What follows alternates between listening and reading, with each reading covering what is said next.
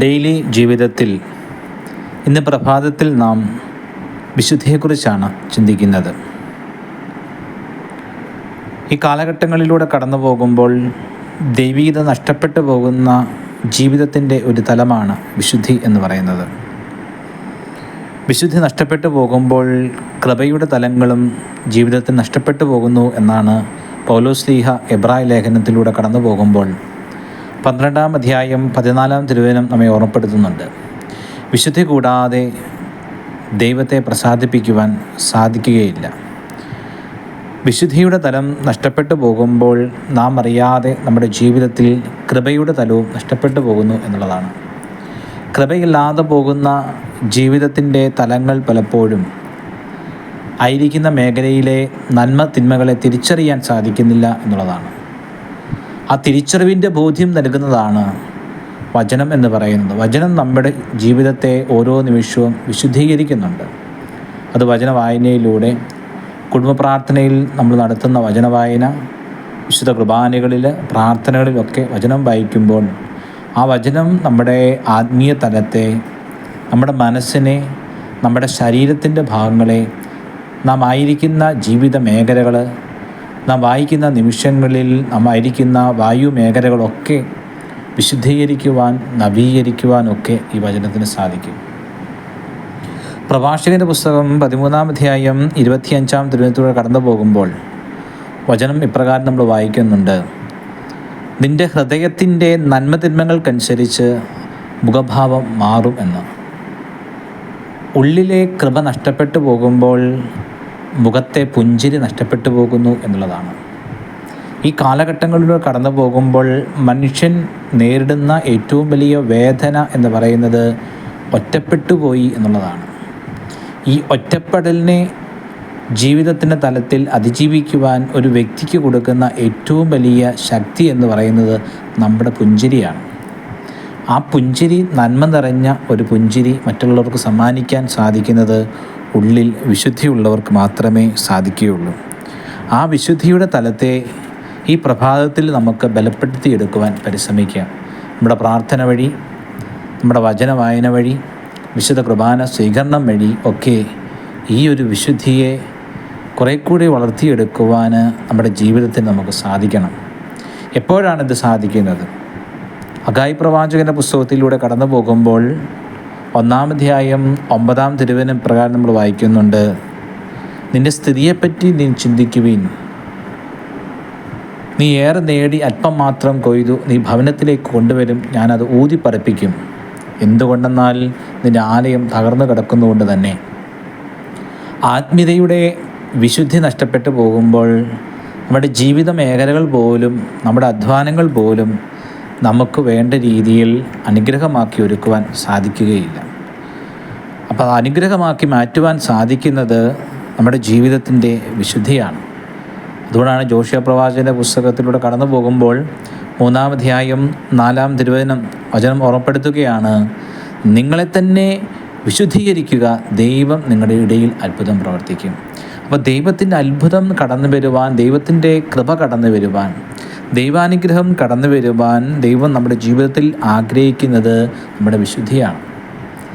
മത്തായിയുടെ സുവിശേഷത്തിലൂടെ കടന്നു പോകുമ്പോൾ 5-ാം അധ്യായം 8-ാം തിരുവചന പ്രകാരം വായിക്കുന്നുണ്ട്: മനുഷ്യൻ ബാഹ്യമായി നമ്മെ നോക്കുന്നു, എന്നാൽ കർത്താവ് നോക്കുന്നത് നമ്മുടെ ഹൃദയത്തിലാണ്.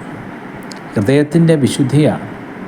ആ വിശുദ്ധിയുടെ തലങ്ങളെക്കുറിച്ച് പൗലോസ്ലീഹ ഗലാത്യ ലേഖനത്തിലൂടെ കടന്നു പോകുമ്പോൾ 5-ാം അധ്യായം 19 തിരുവചനം നമ്മൾ പ്രകാരം വായിക്കുന്നുണ്ട്: ജഡികമായ ആസക്തികൾക്ക് അടിമപ്പെട്ട് ജീവിക്കേണ്ടവരല്ല ക്രിസ്ത്യാനികൾ, ആത്മാവിൻ്റെ പ്രേരണയനുസരിച്ച് ജീവിക്കുവാൻ അവന് സാധിക്കണം. അതുകൊണ്ടാണ് പൗലോസ്ലീഹ എഫേസോസിലെ സഭയെ ഓർമ്മപ്പെടുത്തുന്നുണ്ട്. 4-ാം അധ്യായം 17 തൊട്ട് 24 തിരുവചനത്തിലൂടെ കടന്നു പോകുമ്പോൾ നമ്മുടെ ജീവിതത്തിൽ നാം പാലിക്കേണ്ട ഒരു വിശുദ്ധിയുടെ തലമാണ് നമ്മുടെ ചിന്തകൾ എന്ന് പറയുന്നത്.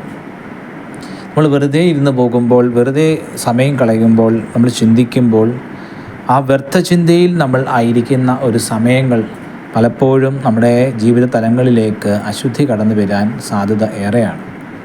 അതുകൊണ്ടാണ് പൗലോസ്ലീഹ ഓർമ്മപ്പെടുത്തുന്നത്, വ്യർത്ഥചിന്തയിൽ കഴിയുന്ന വിജാതിയരെ പോലെ നിങ്ങൾ ആകരുത്. അങ്ങനെ വ്യർത്ഥചിന്തയിൽ നമ്മൾ ഇരിക്കുമ്പോൾ നമ്മളറിയാതെ നമ്മുടെ ജീവിതത്തിൽ മൊബൈൽ തലങ്ങൾ, ചിന്താരീതികൾ ഒക്കെ നെഗറ്റീവ് മേഖലകൾ നമ്മുടെ ജീവിതത്തിൻ്റെ കൃപയെ കെടുത്തിക്കളയുന്നു. ആ കൃപ കെട്ടുപോകുമ്പോൾ ഹൃദയം കഠിനമായി പോകുന്നു എന്നാണ് വചനം ഓർമ്മപ്പെടുത്തുന്നത്. ഹൃദയം കഠിനമാകുമ്പോൾ നന്മ തിന്മകൾ തിരിച്ചറിയാൻ നമുക്ക് സാധിക്കുന്നില്ല. ധന്യനായ ഇവാനിയോസ് പിതാവ് തൻ്റെ ജീവിതത്തിൽ ഉള്ളിലെ ദൈവസേവനത്തേക്കാൾ അത്യുത്തമം ദൈവസമ്പാദനമാണെന്നൊരു തിരിച്ചറിവ് ലഭിച്ചത് അത് ദൈവവുമായിട്ടുള്ള ആഴമേറിയ ഒരു ബന്ധത്തിൽ നിന്നാണ്. ആ ബന്ധമാണ് നന്മയായി തീരുവാൻ ദേവദാസൻ ഇവാനിയോസ് പിതാവിന് സാധിച്ചത്. ധന്യതയുടെ പദവിയിലേക്ക് സ്വർഗം ഇവാനിയോസ് പിതാവിനെ അംഗീകരിച്ചത് ഈ ഹൃദയത്തിൻ്റെ നന്മയാണ്. ഈ നന്മയിലേക്ക് വളരണമെങ്കിൽ വിശുദ്ധി നമുക്ക് ആവശ്യമാണ്. ആ വിശുദ്ധി നഷ്ടപ്പെട്ടു പോകുമ്പോൾ നാം ആയിരിക്കുന്ന ജീവിത തലങ്ങളിൽ, നമ്മുടെ ബുദ്ധിയുടെ തലങ്ങളിൽ അന്ധകാരം കടന്നു വരുന്നു. അത് പലപ്പോഴും നന്മ തിന്മകൾ തിരിച്ചറിയാൻ നമുക്ക് സാധിക്കുന്നില്ല. നന്മ ഏതാണ്, തിന്മ ഏതാണെന്ന് ഒരു തിരിച്ചറിവ് നമുക്ക് നഷ്ടപ്പെട്ടു പോകുന്നു. നമ്മുടെ നിഷ്കളങ്കതയുടെ ഒരു കുഞ്ഞു മനസ്സ് നമുക്ക് നഷ്ടപ്പെട്ടു പോകുന്നു. ദൈവീക ജീവനിൽ നിന്നും നാം അകന്നു പോകുമ്പോൾ നിത്യതയുടെ സ്വർഗം സ്വന്തമാക്കുവാൻ നമുക്ക് സാധിക്കുന്നില്ല. അത് നമ്മുടെ പള്ളി മേഖലകളിലായിക്കോട്ടെ, ആത്മീയ ജീവിതമായിക്കോട്ടെ, വചന വായന ആയിക്കോട്ടെ, അതൊക്കെ നമുക്ക് നഷ്ടപ്പെട്ടു പോകുന്നു. അപ്പോൾ വിശുദ്ധി എന്ന് പറയുന്നത് നമ്മുടെ ജീവിതത്തിൽ കർത്താവ് ആഗ്രഹിക്കുന്ന വലിയൊരു തലമാണ്. അതുകൊണ്ടാണ് വിശുദ്ധി നഷ്ടപ്പെട്ടു പോകുമ്പോൾ ജഡികമായിട്ടുള്ള ആസക്തികളിലേക്ക് നമ്മൾ കടന്നു വരുന്നു. അത് മദ്യപാനമായിക്കോട്ടെ, ലഹരി വസ്തുക്കളായിക്കോട്ടെ, പ്രേമം പോലുള്ള തെറ്റായ ബന്ധങ്ങളായിക്കോട്ടെ, വെറുപ്പിൻ്റെ തലങ്ങളായിക്കോട്ടെ, അതൊക്കെ നമ്മുടെ ജീവിതത്തിൻ്റെ ഭോഗാസക്തിയിലേക്ക് കടന്നു പോകുമ്പോൾ പലപ്പോഴും സ്വർഗം നഷ്ടപ്പെട്ടു പോകുന്ന ഒരു ജീവിതമായി പലപ്പോഴും നമ്മുടെ ജീവിതങ്ങൾ മാറുന്നു എന്നുള്ളൊരു തിരിച്ചറിവ് നമുക്കുണ്ടാകണം. ആ തിരിച്ചറിവിൽ നിന്ന് മാത്രമേ ഒരു പുതിയ മനുഷ്യനെ ധരിക്കുവാൻ നമുക്ക് സാധിക്കുകയുള്ളൂ. പുതിയ മനുഷ്യൻ്റെ ഒരു ജീവിതം അത് സന്തോഷമുള്ളവരായിരിക്കാൻ നമുക്ക് സാധിക്കുകയുള്ളൂ. ആ സന്തോഷത്തിൻ്റെ തലങ്ങളിലൂടെ കടന്നു പോകുവാനാണ് കർത്താവ് നമ്മളെ ആഗ്രഹിക്കുന്നത്. ആ ഒരു പോസിറ്റീവ് ചിന്ത നമുക്ക് നൽകുന്നതാണ് വചനം. ആ വചനം എന്നും വായിക്കുവാൻ നമുക്ക് സാധിക്കണം. പ്രത്യേകിച്ച് ജീവിതത്തിൻ്റെ പ്രതിസന്ധികളും പ്രയാസങ്ങളും ഒക്കെ കടന്നു വരുമ്പോൾ നമ്മുടെ ജീവിത തലങ്ങളിലായിരുന്നുകൊണ്ട് ഒരു വിശുദ്ധീകരണത്തിന് വേണ്ടി നമ്മൾ 51-ാം സങ്കീർത്തനമൊക്കെ വായിക്കണം. ആ സങ്കീർത്തന വായന തന്നെ നമ്മെ തന്നെ ഒരു വിശുദ്ധീകരണത്തിലേക്കാണ് കടന്നു പോകുന്നത്. വലിയ വിടുതൽ നമ്മുടെ ജീവിതത്തിൽ ലഭിക്കും. അത് കർത്താവിനെക്കുറിച്ചുള്ള ആ വലിയ ഒരു ഓർമ്മ നമ്മുടെ ജീവിത തലങ്ങളെ തന്നെ നവീകരിക്കുന്ന നിമിഷമായിട്ട് മാറ്റും. അതുകൊണ്ടാണ് പരിശുദ്ധ അമ്മ പറയുന്നത്, എൻ്റെ ഹൃദയം ദൈവത്തിൽ ആനന്ദം കണ്ടെത്തുന്നു എന്നുള്ളത്. നമ്മുടെ ജീവിത തലങ്ങളിൽ നമ്മുടെ ആത്മീയതയുടെ കൃപ നഷ്ടപ്പെട്ടു പോയാൽ, മനസ്സിൻ്റെ തലങ്ങളുടെ വിശുദ്ധി നഷ്ടപ്പെട്ടു പോയാൽ, ശരീരത്തിൽ ഭോഗാസക്തികൾ അടിമപ്പെട്ടു പോയാൽ ഈ വലിയ കൃപയാണ് നഷ്ടപ്പെട്ടു പോകുന്നത്. ഈ കൃപയെ നഷ്ടപ്പെട്ടു പോകുമ്പോൾ നമുക്ക് നമ്മുടെ ജീവിത സാഹചര്യങ്ങളിൽ ദൈവത്തെ മഹത്വപ്പെടുത്തുവാൻ സാധിക്കുകയില്ല. നമ്മുടെ ജീവിത സാഹചര്യങ്ങളിൽ കുടുംബങ്ങളുടെ നന്മകൾ കണ്ടെത്തുവാൻ നമുക്ക് സാധിക്കുകയില്ല. നമ്മുടെ ജീവിത മേഖലയിലെ കൃപയിലേക്ക് നമുക്ക് ചേർന്നിരിക്കുവാൻ നമുക്ക് സാധിക്കുകയില്ല. അതുകൊണ്ടാണ് പൗലോസ് ശ്ലീഹ പറയുന്നത്, ഈ കൃപ നഷ്ടപ്പെട്ടു പോകരുത്. ആ കൃപ നഷ്ടപ്പെട്ടു പോകാതെ ഇരിക്കണമെങ്കിൽ ജീവിതത്തിൽ കർത്താവിനെക്കുറിച്ചുള്ളൊരു ഓർമ്മ നമുക്കുണ്ടാകണം. വചനം ഹൃദയത്തിൽ എന്നും നിറയ്ക്കണം. അതുകൊണ്ടാണ് നിയമാവർത്തന പുസ്തകത്തിലൂടെ കടന്നു പോകുമ്പോൾ 6-ാം അധ്യായം 4 തൊട്ടുള്ള തിരുവചനം പ്രകാരം വായിക്കുന്നുണ്ട്, ഈ പ്രഭാതത്തിലും ഒക്കെ ഈ വചനത്തെക്കുറിച്ച് ധ്യാനിക്കണമെന്ന്. ആ ധ്യാനമാണ് വചനം മാംസമായി മാറിയ കർത്താവിൻ്റെ സ്നേഹത്തിൻ്റെ കരുണയുടെ വിശുദ്ധ കുർബാന എല്ലാ ദിവസവും സ്വീകരിക്കുവാൻ നമുക്ക് സാധിക്കുന്നത്. ഓരോ കുർബാനയും നമ്മെ കൂടുതൽ ബലപ്പെടുത്തുകയാണ്. നമ്മുടെ ആന്തരിക മനുഷ്യനെ ബലപ്പെടുത്തുകയാണ്. ആ ബലപ്പെടൽ നിരാശപ്പെട്ടു പോകാതെ പ്രത്യാശയിൽ ജീവിക്കുവാൻ നമുക്ക് സാധിക്കും. ആ ആന്തരിക ബലപ്പെടൽ നമ്മളായിരിക്കുന്ന മേഖല കുറേ കൂടി നന്മ ചെയ്യുവാൻ നമുക്ക് സാധിക്കും. ആന്തരിക ബലപ്പെടൽ നമ്മുടെ വ്യക്തിപരമായ ഒരു പ്രാർത്ഥന ബലപ്പെട്ട് കഴിയുമ്പോൾ ജീവിതം ഒരു പ്രാർത്ഥനയാക്കി മാറ്റാൻ സാധിക്കും. അത് വ്യക്തിപരമായ പ്രാർത്ഥനയിലൂടെ, കുടുംബ പ്രാർത്ഥനയിലൂടെ, സഭയിലെ പ്രാർത്ഥനയിലൂടെ നമ്മുടെ വ്യക്തിപരമായ പ്രാർത്ഥന കുറേ കൂടി ജീവിതത്തിൻ്റെ സഹനങ്ങൾ, പരിത്യാഗങ്ങളൊക്കെ കുരിശിലേക്ക് ചേർത്ത് വെച്ച് ഒരു കൃപയുടെ അനുഭവം നമുക്കുണ്ടാക്കിയെടുക്കുവാൻ സാധിക്കും. ആ അനുഭവത്തിലൂടെ കടന്നു പോകുമ്പോഴാണ് നമ്മുടെ വിശുദ്ധിയിൽ വളരാൻ നമുക്ക് സാധിക്കുന്നത്. ആ വിശുദ്ധിയിൽ നമ്മൾ വളരുമ്പോൾ നമ്മുടെ ജീവിത മേഖലയിൽ, നമ്മളായിരിക്കുന്ന തലങ്ങളിൽ ദൈവാശ്രയ ബോധ്യത്തിൽ നമുക്ക് ക്രമീകരിക്കാൻ സാധിക്കും. ആ ദൈവാശ്രയ ബോധ്യം നമ്മുടെ ജീവിതത്തിൽ മരുഭൂമി അവസ്ഥകൾ കടന്നു വരുമ്പോഴും, ചേർത്ത് പിടിക്കുന്ന ഒരു ദൈവമുണ്ട് എന്നുള്ള വലിയ ബോധ്യം നമുക്കുണ്ടാകും.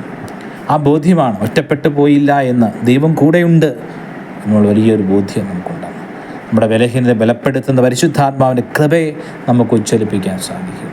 ആ കൃപയുടെ ആ വലിയ തലം ഈ കാലഘട്ടങ്ങൾക്കനുസരിച്ച് തിന്മകളെ അതിജീവിക്കുവാൻ, നന്മയുള്ളവരായി മാറാൻ, കുറേ കൂടി മനുഷ്യത്വമുള്ളവരായിട്ട് മാറാൻ, നമ്മുടെ ആത്മീയ തലങ്ങളെ, നമ്മുടെ മനസ്സിൻ്റെ തലങ്ങളെ, നമ്മുടെ ശരീരത്തിൻ്റെ മേഖലകളെ കുറേ കൂടി വിശുദ്ധീകരിച്ചുകൊണ്ട് വിശുദ്ധിയിൽ വളരാൻ നമ്മെ തന്നെ നമുക്കൊരുക്കാം. നാളെക്കുറിച്ച് ആകുലതപ്പെടാതെ ദൈവത്തിൽ ആശ്രയിച്ചുകൊണ്ട്, ദൈവത്തെ ചേർത്ത് പിടിച്ചുകൊണ്ട്, മനുഷ്യന് അസാധ്യമായത് ദൈവത്തിന് സാധ്യമാണ്, സാധ്യമാകുന്ന ദൈവത്തിൻ്റെ കരങ്ങളിലേക്ക് വിട്ടുകൊടുത്ത് ചേർത്ത് പിടിച്ച് ഫലമേൽപ്പിച്ച് നമ്മുടെ ജീവിതങ്ങളെ നമുക്ക് ക്രമീകരിക്കാം.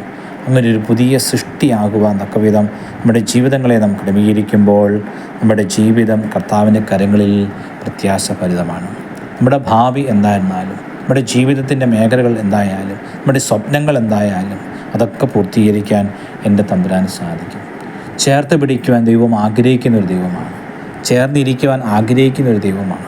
അതുകൊണ്ടാണ് സ്വർഗം ചായ്ച്ച് ഈ ഭൂമിയുടെ മടിത്തട്ടിലേക്ക് ഇറങ്ങി വന്ന ഒരു ദൈവം, നിൻ്റെ കൂടെ, നിൻ്റെ ചാരെ ചേർന്ന് നിന്ന് ചേർത്ത് പിടിച്ച് നടന്ന ഒരു ദൈവം, നിന്നെ സ്വന്തമാക്കുവാൻ കുർബാനയായി മാറിയ ഒരു ദൈവം, നിൻ്റെ ജീവിതത്തെ ബലപ്പെടുത്താൻ നിൻ്റെ ഉള്ളിലേക്ക് എഴുന്നള്ളി വന്ന ഒരു ദൈവം.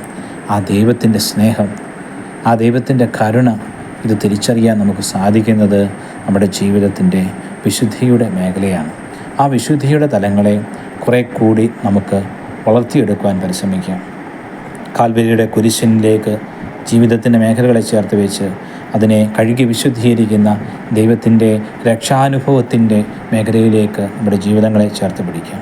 അങ്ങനെ ബലപ്പെടുത്തുന്ന ഒരു വചനം നമ്മുടെ ഉള്ളിൽ വളർത്തിയെടുക്കുവാൻ, ബലപ്പെടുത്തുന്ന ഒരു കൃപയുടെ മേഖല കുറേ കൂടി ജീവിതത്തിൽ അനുഭവിച്ചറിയാൻ അനുഗ്രഹമായ ഈ പ്രഭാതത്തിൽ നമുക്ക് സാധിക്കട്ടെ എന്ന് പ്രത്യേകമായിട്ട് പ്രാർത്ഥിക്കുകയാണ്. നമ്മുടെ ജീവിത നിയോഗങ്ങളെ നമുക്ക് ചേർത്ത് വെച്ച് പ്രാർത്ഥിക്കാം. വേദനയിലും പ്രയാസമായിരിക്കുന്നവരെ ചേർത്ത് വെച്ച് പ്രാർത്ഥിക്കാം. ദുശീലങ്ങൾക്ക് അടിമപ്പെട്ട് കിടക്കുന്നവരെ ചേർത്ത് വെച്ച് പ്രാർത്ഥിക്കാം. നിരാശപ്പെട്ട് കിടക്കുന്ന ജീവിത മേഖലകളെ ചേർത്ത് വെച്ച് പ്രാർത്ഥിക്കാം. ചേർത്ത് പിടിക്കുവാനൊക്കെ ദൈവം നമ്മുടെ ജീവിതത്തിൽ ഒരുപാട് സാധ്യതകളും സാഹചര്യങ്ങളും ദൈവം പകർന്നു തരുന്നുണ്ട്. ഇത് തിരിച്ചറിയാൻ നമുക്ക് കഴിയണം. സ്വർഗത്തിലേക്ക് കടന്നു വരുമ്പോൾ ജീവൻ്റെ കിരീടം സ്വന്തമാക്കുവാൻ, ദൈവം നിനക്ക് വേണ്ടി ഒരുക്കിയിരിക്കുന്ന സിംഹാസനം സ്വന്തമാക്കുവാൻ, ഈ കാലഘട്ടങ്ങളിൽ ഈ ഒരു ജീവിത മേഖലയിലൂടെ കടന്നു പോകുമ്പോൾ ഓരോ നിമിഷവും ഒരുക്കമുള്ളവരായിരിക്കാൻ നമുക്ക് പരിശ്രമിക്കാം. പിശാചിന് അടിമപ്പെട്ടു പോകാതെ കർത്താവിലേക്ക് ചേർന്ന് നിന്ന് ആ സ്നേഹം അനുഭവിച്ച് ആ സ്നേഹത്തിൽ വളരാൻ, മറ്റൊരു ദൈവകരുണയുടെ സാന്നിധ്യമായി മാറാൻ നമ്മുടെ ഹൃദയങ്ങളെ നമുക്ക് തുറന്നിടാം. ആ ദൈവത്തിൻ്റെ കരുണ അനേകർക്ക് പകർന്നു കൊടുക്കുന്ന ജീവിതങ്ങളായി നമ്മുടെ ജീവിതങ്ങൾ മാറുവാൻ ദൈവത്തിലേക്ക് ചേർന്നിരുന്നു കൊണ്ട് ഈ പ്രഭാതത്തിൽ നമ്മുടെ ഓരോ നിയോഗങ്ങളെയും സമർപ്പിച്ച് നമുക്ക് പ്രാർത്ഥിക്കാം. വേർപാടുകൾ കഴിയുന്ന അനേകരുണ്ട്, പ്രയാസത്തിൽ കഴിയുന്ന അനേകരുണ്ട്. അവരുടെ നിയോഗങ്ങളൊക്കെ നമ്മുടെ പ്രാർത്ഥനയോട് ചേർത്ത് വെച്ച് കോർത്തിണക്കി ദൈവകരങ്ങളിലേക്ക് നമുക്ക് ചേർത്ത് വെച്ച് പ്രാർത്ഥിക്കാം. ഓരോ വചനവും നമ്മുടെ ജീവിതങ്ങളെ കുറേ കൂടി ബലപ്പെടുത്തട്ടെ, കുറേ കൂടി വിശുദ്ധിയിലേക്ക് വളരാൻ നമ്മെ സഹായിക്കട്ടെ. അമ്മ മനസ്സ് പോലെ കരുതുന്ന ഒരു മനസ്സാകുന്ന ദൈവത്തിൻ്റെ സ്നേഹത്തെ തിരിച്ചറിയുവാനും, ജീവിതത്തിൽ നിരാശപ്പെട്ട് ജീവിതത്തിൽ പ്രയാസങ്ങൾ ആണ് എന്ന് ചിന്തിച്ച് വേദനയിൽ കഴിയാതെ കർത്താവിലേക്ക് വിട്ടുകൊടുത്ത് ദൈവം നമ്മുടെ ജീവിതത്തിൽ സഹനങ്ങൾ തരുമ്പോൾ, പ്രയാസങ്ങൾ തരുമ്പോൾ അതിനെ അതിജീവിക്കാനുള്ള കൃപ തരുന്നുണ്ട്. അത് ഉള്ളിലെ സന്തുഷ്ടമായ ഒരു നന്മയുടെ മനസ്സ് അത് നമുക്ക് വളർത്തിയെടുക്കും. ദൈവം എല്ലാവരെയും സമൃദ്ധിയായിട്ട് അനുഗ്രഹിക്കട്ടെ. നിങ്ങൾ ദേവാലയത്തിൽ വരേണ്ടത് മനുഷ്യരെ ബോധിപ്പിക്കാനല്ല, ഭാര്യയെ, ഭർത്താവിനെയോ, സുഹൃത്തുക്കളെയോ, സമൂഹത്തെയോ, വിശ്വാസ സമൂഹത്തെയോ, ഇടവകക്കാരെയോ ബോധിപ്പിക്കാനല്ല നിങ്ങൾ ദേവാലയത്തിലേക്ക് എത്തേണ്ടത്, മറിച്ച് ക്രിസ്തുവിനെ പ്രസാദിപ്പിക്കാനാണ്. എങ്ങനെയാണ് എൻ്റെ കർത്താവിനെ പ്രസാദിപ്പിക്കാൻ സാധിക്കുക? കാരണം എന്നെ സ്നേഹിക്കുകയും എനിക്ക് വേണ്ടി തൻ്റെ ജീവൻ ബലിയർപ്പിക്കുകയും ചെയ്ത യേശു ക്രിസ്തുവിനെ സ്നേഹിച്ചുകൊണ്ടുള്ള ഒരു ജീവിതമാണ് ക്രിസ്തീയ ജീവിതം. ലാഭനഷ്ടങ്ങളുടെ കണക്ക് നോക്കിയുള്ള ജീവിതമല്ലിത്. ഞാൻ പ്രാർത്ഥിച്ചാൽ ദൈവം എനിക്ക് എന്ത് തരും, കാണിക്കയിട്ടാൽ എന്ത് കിട്ടും, ഞാൻ ദേവാലയത്തിന് ഡൊണേഷൻ കൊടുത്താൽ എന്ത് കിട്ടും, ഉപവസിച്ചാൽ എന്ത് കിട്ടും, പ്രാർത്ഥിച്ചാൽ എന്ത് കിട്ടും, ഞാൻ ആത്മീയ കൃത്യങ്ങൾ ചെയ്താൽ എന്ത് കിട്ടും, പരിത്യാഗം ചെയ്താൽ എന്ത് കിട്ടും, ഇങ്ങനെയുള്ള ലാഭനഷ്ടങ്ങൾ കാര്യങ്ങളുടെ കണക്ക് കൂട്ടിയുള്ള ജീവിതമല്ല. കൂട്ടിയും കിഴിച്ചും ഹരിച്ചും ഗുണിച്ചും ജീവിക്കേണ്ട ജീവിതമല്ല ക്രിസ്തീയ ജീവിതം. സ്നേഹിച്ചുകൊണ്ടുള്ള ജീവിതമാണിത്. സ്നേഹം